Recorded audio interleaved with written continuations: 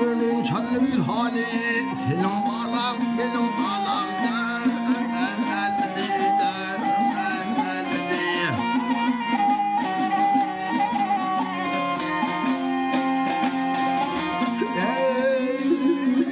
Bir yıl oldu çektim daha hicranımı.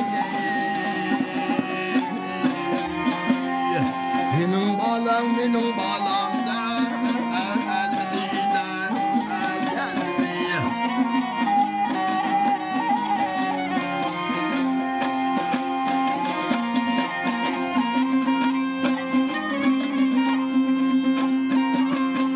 Bir yıl oldu görünüm hor oldu, ağlay ağlay kömürüm kör oldu, kör oldu.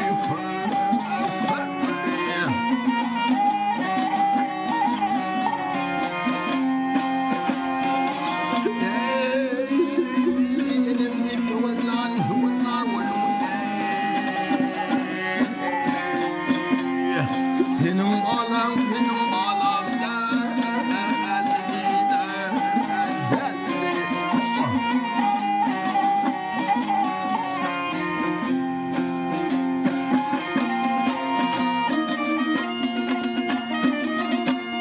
Alha akıp gidin almakla çakladı atamıyım.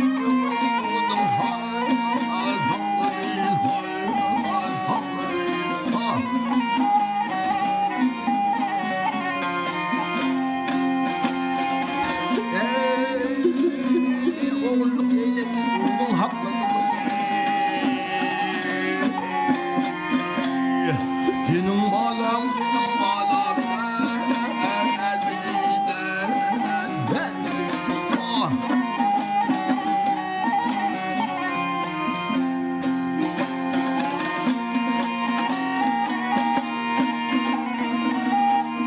Hiç tadım etmedi gözüm bana. Ağlay ağlay ağlay.